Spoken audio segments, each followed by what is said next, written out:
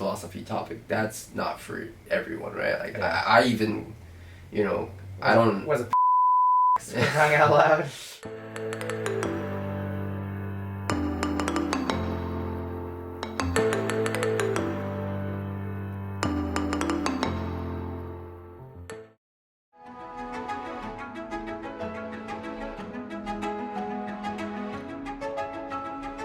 Good morning, good afternoon, and good evening. I'm your host of the 50% Japanese podcast, Kyle.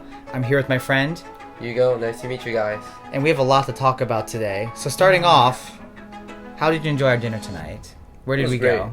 We went to this cafe called Mar Cafe, and we had a good appetizer, and it was really nice. So what did you have specifically for your meal? Like your main course? Pasta. What kind of pasta? Meat pasta? Yeah.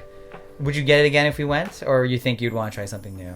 Well, I always want to try something new, so I might get a new one. I like that. Okay. So we're going to transition to the main topic. Do you Alright. know why I invited you here today? Well, it was a surprise, so I don't really know. You don't really know? Yeah. Sorry. No. They ask you how you are, you just have to say that you're fine when you're not really fine, but you just can't get into it because they would never understand. So, I think there's a lot of unique things unique experiences that you have that I think would be really insightful to not just me, to maybe some of our audience members. So that's why I invited you here today. Okay. So I really appreciate you taking the time out of your busy schedule. Well, thank you too. Yeah. So let's get started. So, we're currently in Kyoto City right now. Mm-hmm. But you haven't lived in Kyoto City or even Japan your whole life. Mm. So can you tell me a little bit about, where you started off and then how you ended up in Japan? All right. So I was born in Yokohama. Okay. So and I lived there for 2 years, Okay. which I don't have any memories about. It'd be insane if you did. And I moved to Kyoto. Okay. It was a different part of Uji. But, Oh, okay, that Uji, I live yeah. in right now, but it was because of my father's job, right? Yeah. It's always about my father's job. Yeah, but okay. I'm changing locations. All right. Then when I turned 6, maybe between 6 and 7. After I is the word correct? Graduated from the kindergarten. Okay, yeah. All right. Kindergarten, yeah. I went to U.S. All right, yeah. Dallas, Texas. Yeah, okay, wow. It's a famous. Yeah, I've heard of it once or twice. It's famous for having a huge airport. Maybe you used it for transit. Yeah. It's known for Dallas-Fort Worth. Everyone's been at the Texas airport. Yeah. And then how long were you there in Texas So for? I was there for 5 years. Okay. And then came back to Japan, which is Kyoto. Back to Kyoto, okay. Back to Kyoto, back to the same place. And been here ever since? Well, yeah, and we bought a house. Okay. And so we moved inside Uji. Mm-hmm. And it's a different location, but Yeah. I stayed in Uji for the rest of the time. Yeah, so how good were you and your family at English when you moved to Dallas, Texas? So I was nothing. Nothing. I was Zero. nothing. Nothing. Like, How about zero. your parents? Well, my father, he spoke a little bit, like in a business level, maybe. Business like, level, okay. Well, I'm not really sure at Yeah. the time. He taught me, ABCs. ABCs. Yeah, while taking bath and stuff. Aww. Oh, yeah. Yeah. I don't remember it. But. Yeah. Well, do you know if he was picked because of his English level or picked because of his his job description to go to America? Honestly, I'm not sure. But maybe he had the potential to, at that time, maybe Yeah. there weren't many English speakers Yeah. in the company. So, and then because of that job role, they Yeah. asked him to come back when you were 11 years old to Japan. 11, 12-ish, yeah. Okay. And there hasn't been the expectation to move ever since, or because you guys bought a house, you guys are just settled in Kyoto kind of thing? Well, so my father, he was in charge of U.S. Okay. A long time, but he's now in charge of Europe. So so he's not moving to Germany, or? well, he's not moving. Like he's traveling business trip. Okay. For half a year. Yeah, that's. So half of the Wow. year he spends in U.S. I mean in Europe, moving around. So pretty much, yeah. Wow. I did not expect that. Mm. Oh, okay. That's one thing, I'm kind of jealous about, Yeah. thinking about career perspective and job opportunities. Yeah. It's great, like, going around the world and seeing different things. But it must have been tough on your mom or you having your dad gone for half the year, or not really. Well, it's after I grew, like, grew up and Yeah. so, but as a child, me, going abroad, starting a new life in the U.S. was, I'd say, harsh for just a little kid. Do you think you fit in well when you were in America, or No, not at the beginning. at the beginning? No. Was So it? Yeah. every day, my mom will drive me to the elementary school, right? Yeah. And I'll be crying Oh. and screaming, saying I don't want to go to school. Yeah. And like these teachers, two or three, and my mother is just looking at me, and those teachers just pulls me into the classroom, and like I resist. And yeah, it was like that for the first month or two. Yeah. I didn't speak anything. I didn't know a word. So when I was thirsty and wanted to drink water, I had to do some gestures to my teacher, right? Like, Yeah. I want to have a water, and You weren't asking I'm for alcohol? Like, nah, I'm good. All right. Yeah. I don't drink alcohol a lot even now, but Even as a 6-year-old? but so I had to do gestures, but I'm not like, they won't get it. Like, my teacher won't get it, so I just have to stay there, being thirsty all the time. And we had this like how do I say, the diary, like daily topic that you share in the classroom. Yeah. But you have to like draw some pictures and like write a description about what you did, right? But I wasn't able to like compose anything at the time, so I just drew Pokemon characters, and it's the same sentence that I write down. I like Pokemon for the first 2-3 months of the kindergarten. Yeah, so but I was gradually starting to understand English, and after maybe 6 months, a year, I was able to kind of comprehend a little bit and communicate a little bit. So yeah, it got better. I mean, I got used to it. Yeah. And then, so after how long were you just a normal kid there? Like a year or two? I don't know, like maybe year or two. Like, so the first 2-3 years, maybe. I went to like summer schools. Okay. And ESLs. So I changed my elementary school once in order to catch up in terms of language. Okay, yeah. But I was like, I went to on Saturdays. So like Monday to Friday, I went to like the normal elementary school. Yeah. There, right? But like on Saturday, I went to Japanese school, which teaches like all the Japanese curriculum in just a day. So I had tons of homework to do. But I also loved reading. Yeah. So like I borrowed Japanese books over there in the library, like 20 books, and I finished them all in a week. So when did you start having a love for literature or reading in general? Was it before then, or at least as you could remember, right? I mean, like I wouldn't say it's been a long passion for me. Yeah. I mean, it's not a steady one. Yeah. Because I remember reading a lot during my elementary school years in the U.S. Mostly because I was, probably missing Japanese aspect. Yeah. So you'd read Japanese literature in America. Well, I was reading Harry Potter's and like what else, like Darren Shan, like all those fantasy translated into Japanese. So it's already mixed kind of. So I was reading those. and mysteries and everything, like pretty much everything. Yeah. But yeah, so I was a literature kid over there.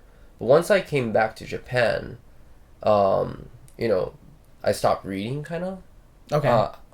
Well, not out of resistance, kind of, but it's more of like... Because you're back in Japan? I'm not really sure. Yeah. But I like completely stopped reading during my junior high. Okay. And then high school, when I wanted to look intelligent and, you know, act intelligent, yeah, I started picking up some philosophy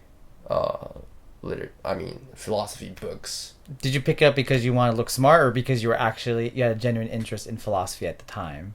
Well, you can't really separate that when you're in high school, right? Like, but you know, but it was a genuine interest towards it. Because if you want to be smart, you could pick up like kind of like a business book, or you know, like that kind of stuff, right? Like, you know, accounting, or you know, like a skill based, you know, literature or books or textbooks, right?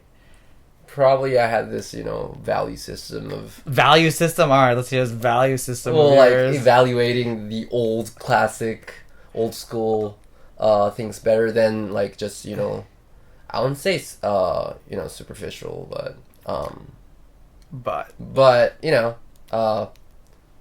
the history, all those histories. Okay, yeah. I mean, you're not going to read a business book from like 500 years ago, right? But something like philosophy. Well, yeah, my first experience in reading philosophy was René Descartes. I don't know how to say it in English, the title, but it was from... Just say in Japanese, and I'll put it. Yeah. All right, I'll put it here just for you guys. Yeah, so just for you. So it's at least, you know, 400 to 500 years ago. It wasn't funny at all, but, you know. I mean, was it supposed to be funny? Probably at the time. Oh, at the time. Okay. Meaning at the time, you know, 500 years ago. When it was published, yeah. And when I was in high school, it was supposed to be funny, you know, and interesting. And you just picked it up from high school and just haven't dropped it ever since? So it took me like, you know, maybe 4 or 5 months to finish that like thin book. Okay, so the first book. The first book, yeah. But like afterwards, I just went randomly like picking up books. So were you reading all the philosophy in English or in Japanese? Well, obviously in Japanese. In Japanese, okay. Yeah. So like this is pretty much well, this is also interesting, and so I kind of lost my identity as English speaker during my junior high and high school years. Okay. Despite the fact that I went to this international school, you know, like 2/3 of the students are returning from somewhere in the world. Okay. Most of them are English speakers, but despite that fact, I kind of lost myself.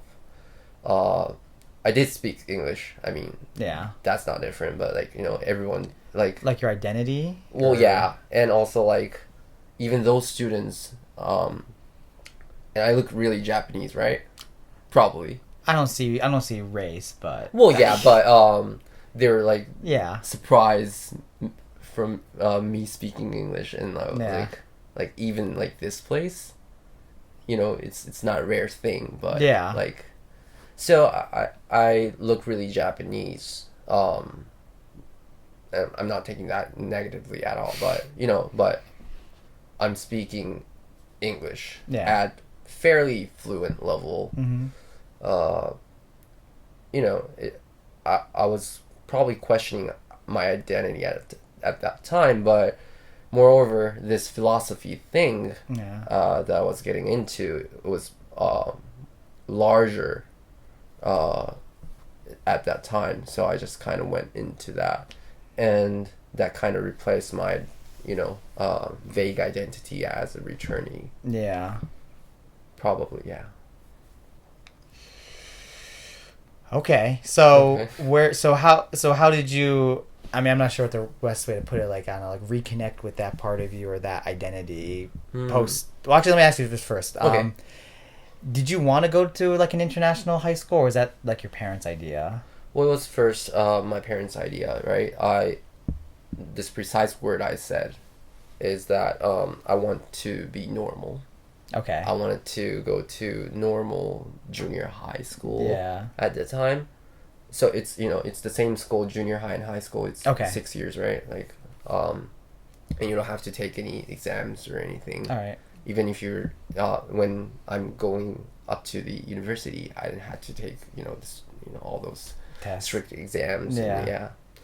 So I was like, I wanted to be normal. I wanted to be Japanese probably, and I said this to my parents, but well, they didn't listen. I mean, happily. I mean, I need to thank them for that. Okay. Yeah. Because that's why I was able to maintain, maybe level up my English level, and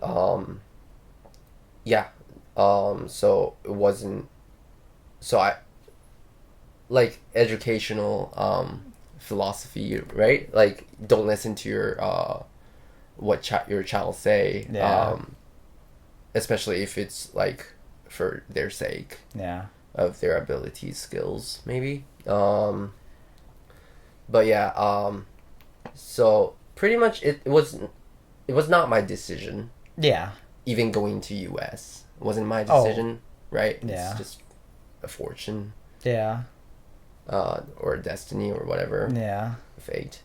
And me going to this junior high school pretty much kind of oriented the future path already. But I wasn't sure what to become or what myself is for a long time. Yeah. Well, so because you went to international school and you kept at least some level of English that you wouldn't have been able to keep if you went to a normal school, what did you end up? So where'd you go to university?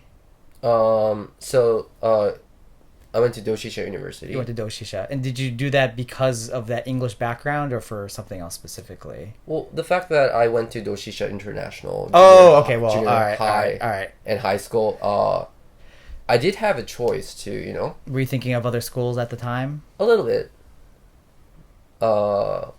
Mostly because I wanted to, chase some, my favorite girl, but... Okay. I mean, like, I wasn't able to make that decision, but like 90% of the students will go to it's okay, and Doshisha University. So as long as you just pass high school, you're basically eligible to go to the Doshisha University. Pretty much. Okay. And you're being ranked by your high school score. Yeah. Okay. And the highest get to choose wherever, and then descends. Okay. And I chose philosophy department. Yeah. Faculty of literature at that time, but it wasn't popular, so like only like 2 students, including me, wrote down as a first option. Well, if you want me to be honest, when I graduated high school, I probably wouldn't have put philosophy in my top 5 either. Not out of negative spite, just it wasn't something I was thinking about when I was 17 years old trying to get my driver's license. Understandable. Yeah. So how do you think your life would have been if your parents listened to you and you went to just some local Kyoto, Chuko kind of thing? I might have lost myself more. Okay. In terms of, I didn't find myself as a returnee or partly US or a bit a Texan. Yeah. I'm not sure though, I mean, it's hard to imagine, right? But that was a definite possibility that if your parents were like, we understand, we'll follow, your preference or whatever, right? Well, yeah, if I have to like so I went to for graduate school I went to Kyoto University, right? Okay, afterwards. But like that place is for Japanese pretty much. Yeah. Like the people who like study hard and pass through various exams, right? And I felt this uncomfortableness or unfit in there. Okay. Like it wasn't your environment. I can't really say it, but but I kind of felt the difference there. So maybe if I were to pick the normal life back then, I might have experienced that way earlier. And so, yeah, that's one thing I could probably imagine. So you think do you think if you went to a normal school, before you graduated high school, do you think you would have noticed that, like, oh, I'm not in my environment, or I'm uncomfortable, but I don't know why? Well, not in that, really adult-like understanding. I might have. Like maybe reflected upon it afterwards. Like, oh, I wonder. Okay, all right. No, it's really interesting because, like you mentioned, a lot of returnees do go to those international schools, and I've really heard a mixed reception of it. Like typical high school drama, but it might be escalated because everyone's from around the world or that kind of thing. So, you're actually you're the nantikana. It seems like you have the most positive light of it, looking back on it, going to international school in Japan, out of the people I've talked to. Okay. First of all, it's not like international school. It has international in its name. But it has return. It's more international. Okay, yeah. It's international compared to a normal Japanese high school, high school or middle school, that kind of thing. Yeah. So like, I had, like people around me were, we shared the same kind of experiences. Yeah. As a kid going abroad. Yeah. So that made me comfortable. Yeah. As well. But the other 1/3, they're from Japan, right? Like they lived in Japan for the whole time mostly, and I had no problem like getting along with them. Yeah. At all. So, I wouldn't say like, like only returnees will understand my experience and stuff. But so do you think? So in your experience, that those 1/3 kids that they grew up in Japan, let's just say. Would you say it's a third? Yeah. Yeah. Okay. Do you think most of them are there because they want to be there, or it's because that's what their parents want? From your experience, if you know, I mean, I'm just curious. I think most of the students there, like, I think it's because their parents wanted them to be there. Because, well, you wouldn't really choose to go there like at your own volition. Yeah, and it's a private, school, so you don't really have a financial understanding of it. Well, okay, right? yeah. Like, you don't get to make those decisions by yourself. So ultimately, it would be all right. Okay, that makes sense. Mm. So, you gave me a very rough timeline of your life and how A experience affected B kind of thing. So, wherever these experiences led you, do you think, like who is Yugo now compared to the Yugo from 5, 10, 15 years ago kind of thing? It seems like you said you got your identity back in a sense because you were able to stay in an environment where you continued your English. Well, so, like, my next ambition is to go to Amsterdam. Amsterdam, okay. And study literature. I'm doing another master's. Another master's, okay. I'm not moving forward, but like stepping, sideways, baby. Yeah, you just yeah. I call it like a diagonal straight dash. Okay. I look like running, like really hard, but I'm not like moving forward. I'm just, moving you're on an elliptical. You're on an elliptical. You're like. Yeah. So, like, there are various reasons that I decided to take this opportunity. Yeah. But like, it's kind of interesting because it connects to my experience in U.S. Right? Like, doing literature. Like, I've been staying a little far away from literature since then, kind of. Yeah. I did read some classics during university. In what language? Mostly in Japanese. Like, okay. I don't really open English books, like, And you say that, but every time I see you at work, you're reading an English book. That's recently, right? Like, okay, so in this, like, 2-3 months, maybe. All right, well, I guess my my goldfish brain isn't keeping track of anything past 2 or 3 months. But, like, that intention is also, like, kind of important to me because I've been pretty much, staying away from reading English books. That's probably part of, my identity as a philosophy Japanese, Yes. right? Yeah, no, that makes sense.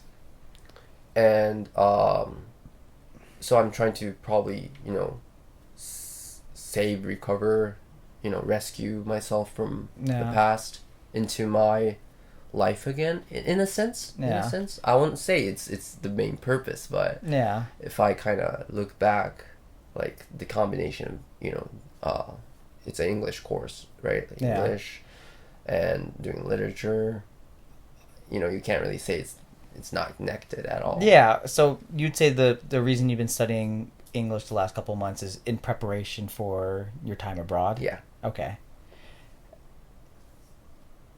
Because you said remind the audience, because they don't know. Okay. When were you sure that you were going to be able to go to Amsterdam? Like you got accepted into the program? Well, in April I got the offer from the uni, but I wasn't able to decide for a while. Yeah. And on June, right? I got so there's like an ongoing housing crisis in Amsterdam, so okay. I had to go through lottery to get get a house, right? So even if you got into the program, you're not even guaranteed a place to live, which sounds like a prerequisite to moving to another country. It is. It's the actual examination of. Yeah, it's the actual. Can you get good enough to find a place to stay? Pretty much, yeah. So. So you went to Doshisha. Yeah. You went to Kyoto University. Now you're going to Amsterdam. Was this something that you were always thinking about, even at Doshisha or Kyoto University, or is this something more recently? Because I know you mentioned to me that you were also you were also doing like job hunting as well. Mm. So why decide to take the diagonal angle you mentioned of continuing your education as opposed to, I guess maybe the traditional route of job hunting? Mm.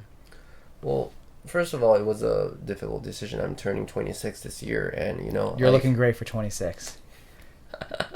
I always thought that my, how do I say, doki, like my people the same age as you. Yeah, like my friends. Yeah.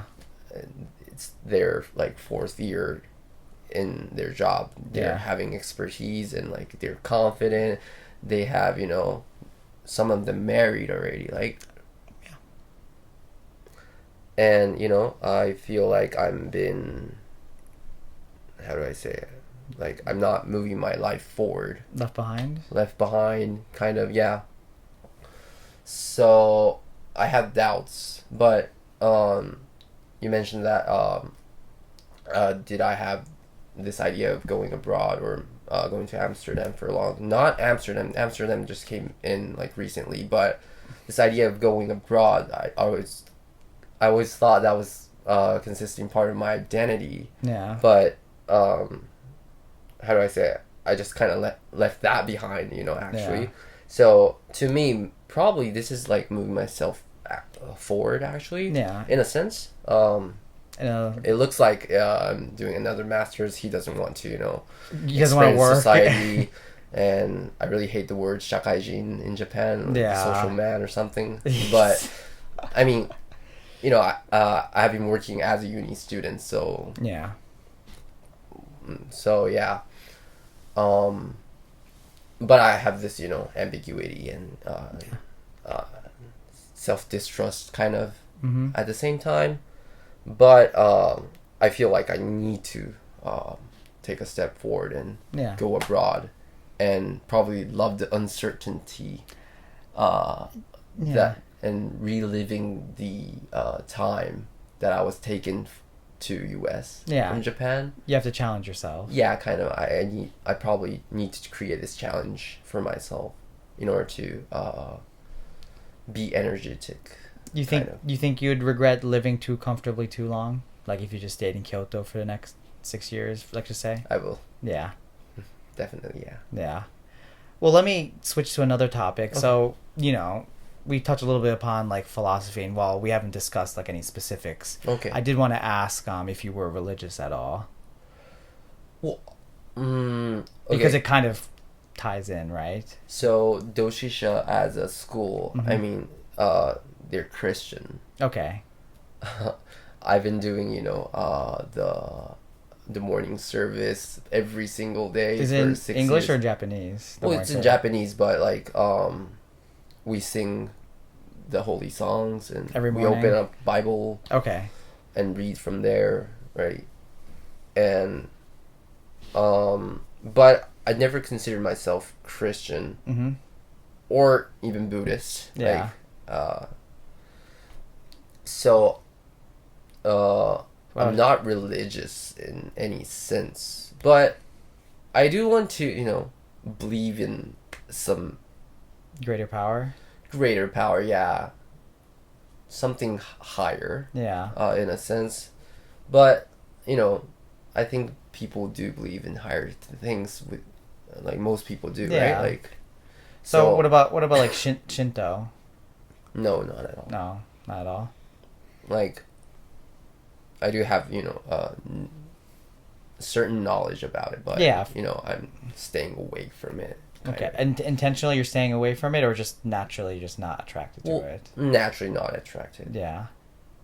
Are you interested in learning about other religions? Not because you've been exposed to Western religion, but and also Asian religion, right? But well, yes. Back then, as a child, I loved reading myths and some religious stories as a literature, probably. Yeah. But not as the object for believing in. Just as a literature piece of art instead of something to believe in. So, being in Japan for 6 years, I honestly don't really know that many people who are that interested in literature or philosophy in general. Do you find that there's a lot of people in your group that have similar interests, or you find that you're kind of a loner in that regard? It took me some time to meet someone who is like in the same, how do I say, like same boat, passion as myself. In philosophy or literature, or I guess both in that both sense. Like the humanities, the humanity side. Okay. Yeah, but like me being the philosophy guy for a certain time, I always enjoyed like talking about complex topics with people who just want to talk, right? Like, so give me an example. Well, like my high school friends. Well, I mean a specific philosophy topic. Yeah. Well, that's difficult. Like, doesn't have to be anything complicated. Just something that you could have a worthwhile conversation about with someone, regardless if they, know the topic or not, or give a shit or not. So there's like a rigorous philosophy topic that's not for everyone, right? Like I even, was a Pandora's box for crying out loud. But it's like there's also this a soft philosophy in the world. Yeah. Where we talk about what is time. Well, that could be rigorous. Yeah. As well, but do you consider how do I say it? Luck as something how do I say it? Like what? Hitizen?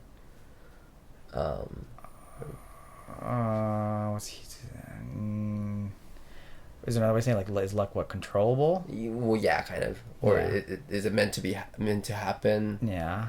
And those topics kind of interested me, and it's always this people assuming or supposing that I have an answer to these topics, right? Well, most philosophers just spend their whole life just trying to look for these kinds of answers.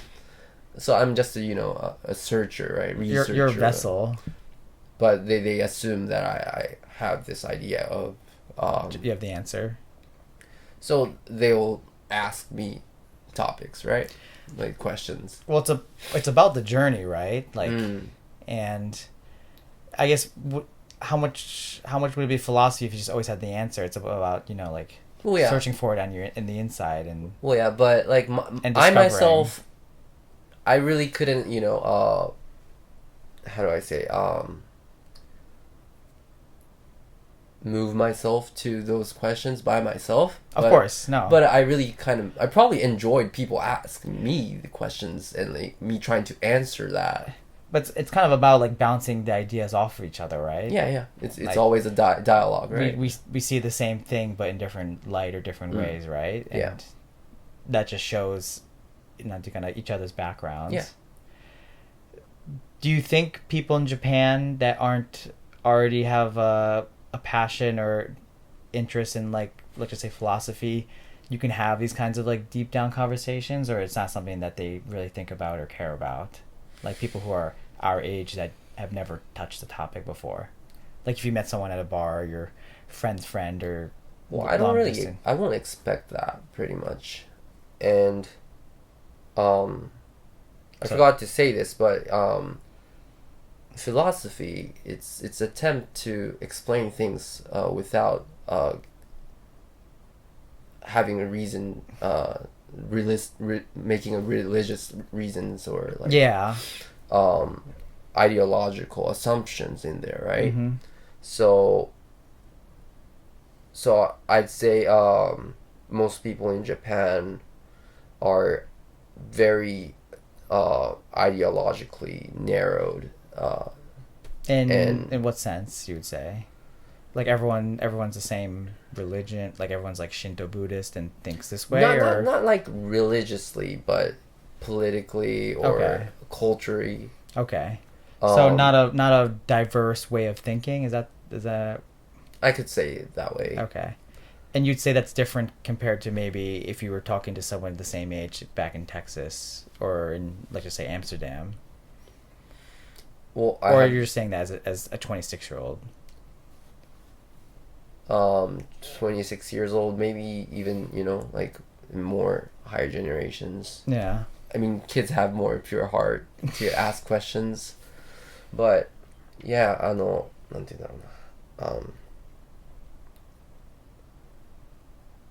it's always difficult to find someone to talk to and have an actual conversation. And it's a really happy moment to see them and having conversations with them, but the problem is it won't last long because it's this magic, or a one time, how do I say, it's a rare occasion of like a temporal, it doesn't last long. It's not eternal. So you need an effort, or you need a good intention to have those good talks over there, right? Yeah. But people, I'm not saying people are not interested, or people are disrespecting, or they're stupid or anything. It's just this magic of happening. Mm-hmm. And that's difficult to find, and you can't really control that pretty much. And you say that regardless of where you are, or okay. But I will have, most times I have a good conversation with high school students or junior high school students when I do tutoring or something. You do tutoring? In like philosophy seminars, really? Right? Like once a year. Oh, that's actually pretty cool though. Yeah, I mean like so the place and the environments are great. So people are open to talking those topics. Okay. How is this something you do through school, like Doshisha or Kyoto University, or Well, not as a school, but in those relationships. In those relationships, okay. No, that's really awesome. Let me ask you something personal. Okay, wasn't this personal? No, that's not. No. Even more personal. All personal as your friend. Okay. So, how long did you play Yu-Gi-Oh for? Okay, that's pretty interesting. Well, I can't really count in years, but maybe like 10? 10? Or how many years as an adult, let's just say then? 1 or 2. 1 or 2? What made you go back to play? So, okay. Whoa, like I'm having this shiver. Kind of, like goosebumps? Why are you having goosebumps? I don't know, but okay. So as a child, like before going to US. So you played in you collected cards as a kid? Not really. I only had like 5 cards. Okay, all 5 pieces of Exodia? No. Oh, that's too bad. But like, you know, I just had this random cards. Yeah. I probably got this from, you know, like a friend or dad or something. I don't remember. It's just I happened to have it. Yeah. But then, but like I had this feeling that I like Yu-Gi-Oh cards. Mm-hmm. Like I had more Pokemon cards back then, but yeah, I don't really play them or anything. I didn't have anyone else to, you know, battle and duel. And I went to US, and this other family that's going back to Japan, and this kid had like 3,000 Yugo cards, but he decided not to take it back to Japan. All right. And I happened to receive them all. Yeah. So, you know, I suddenly become rich. Rich Yu-Gi-Oh! Unlimited power. Yeah. So, like, I had to find out, like, how to make use of this thing. Yeah. So I kind of started playing Yu-Gi-Oh! And, yeah. So, like, my US years, I even learned English through Yu-Gi-Oh! Like, by reading the effects and things, right? So it's really important to me in, you know, talking about US years, but you know, I won't talk about Yu-Gi-Oh! In general, but then after coming back to Japan, I probably didn't play as much. Mm-hmm. Well, first of all, I didn't have anyone else to play with. Yeah.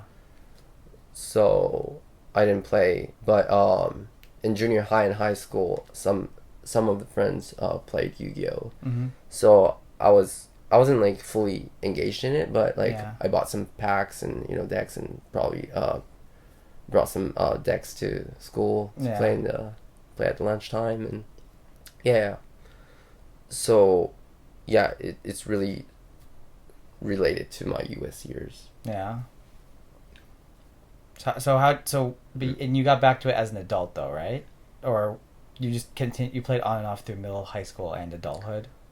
Kind of, yeah. But I did not continue, like, but I enjoyed watching Yu-Gi-Oh! Animes, so I did kind of know, like. What's your favorite Yu-Gi-Oh! Anime? 5Ds, definitely. Come on, Synchro. Yeah. So, the reason I asked this is because you're one of the few adults that I knew outside of a Yu-Gi-Oh! Sphere that played Yu-Gi-Oh! Like, we were just talking, and you're like, yeah, I play Yu-Gi-Oh! And I'm like, what the hell? You play Yu-Gi-Oh! And then there was that time that we played one time. And then you ended up retiring officially not too long after that. Officially. Yeah, ever since then, you've just never been up for it. You've been like, you good dog, you good dog. You're like, yeah, I'm done. Like, yeah. No matter how hard I throw the rope, you're just like, nope, I'm not catching the bait. Do you think you would ever play again? Like when you're in Europe, like if you had some friends that are like, yeah, I mess around with Yu-Gi-Oh. Probably not. Not. But the reason I was playing Yu-Gi-Oh! At the time, maybe I'd say, you know, I kind of was nostalgic about my past. Yeah. And, you know, like, it recalls my younger memories. Yeah. So that's why you did a synchro deck. Yeah, definitely. Like, I know other, you know, type of summoning mechanics. Yeah, but I wanted to stick to that. Mm-hmm. That's really beautiful. No, I didn't realize it had such an important part. It did. Of your life. Really I just thought it was something more casual, and yeah. So I didn't read English books very much because I was more into, you know, Japanese books, but I was reading English out of Yu-Gi-Oh! Cards. Yeah. Well, no, it's great because if you if you didn't have that, you wouldn't have had as much interest maybe in one way or another, right? So, sure. What'd you end up doing with those cards when you came back to Japan? You know, you threw them out, gave it to someone I still else? have them all. You still have those cards that Yeah. you got in America? Wow. Mm-hmm. So I currently have like 5,000 cards just sleeping in. You have your Dragoonity deck still? Yeah. You're just gonna keep them forever in Kyoto? Probably. That's really nice. I learned something really nice today, and I hope you did too. So I'm not going to take up too much more of your time because I know you have a train to catch sometime in the next 14 hours. How are we doing on time? Good. Okay, so we'll give it for 5 more minutes. 5 more minutes, okay? Thank you, director. He's the director, is the one who's made all of this possible. So thank you very much. Thank you so much for your time. So we touched upon a lot of different things, and there was some topics I wanted to get deeper in, but I think we had a pretty good conversation. Oh, yeah. Has going back to America been something you've seriously considered, or not really? Just because based on this whole conversation, America's never come up except as a past thing. So during my uni years, I went there twice. I visited there twice. To Texas specifically, or just America? I did the Dallas-Fort Worth Transit. Oh, okay, so it doesn't count. Okay. So Texas isn't that important to you? It is important. Not Texas as a state, but it's more of this. I lived in this Mission Ridge Trail. Mm-hmm. I remember the address still. I still remember the address. I'm glad you remember the address. 75,000. So America. So you went to America twice. Yeah. And in uni days as a tourist, but in terms of your future, America is not really something you're really seriously considering, as opposed to other places outside of Japan. It's a difficult question. Because there's part of me hoping that, or wishing that, in a sense. Well, would you, if you had the opportunity, would you basically? Well, I will, but like if you could go to, let's just say, a university in America as opposed to Amsterdam, for example.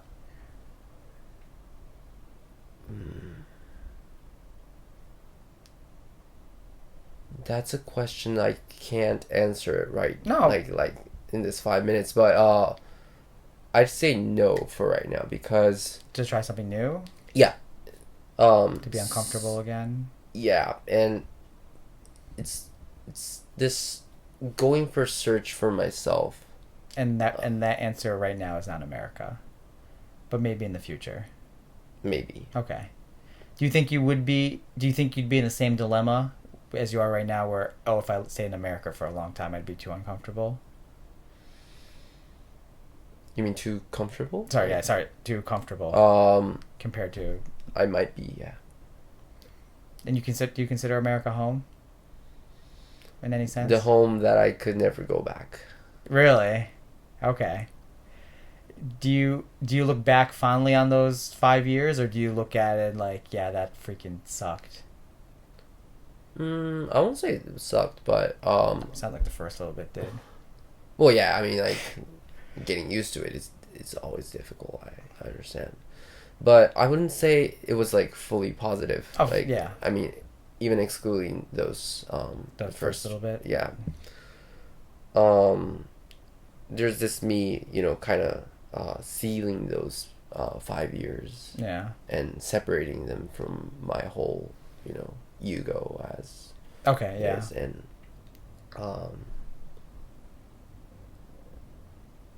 this Amsterdam thing is the reconnection with that sealed memory, but I also think the sealed memory is beautiful as it is right now. Yeah. And I don't have to go back to US to the masterpiece as it is. Find that. No, I think that's really nice. Is there anything our audience should know about you? Anything you like? Anything you want to touch on before we wrap this up? I don't know.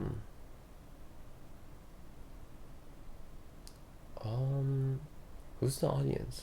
Who's the audience? People around the world who are going to be watching our video podcast in English. In English. All right. So Japan is a great country, and those of you who are interested in Japan should probably come and see how it is Japan, like right now.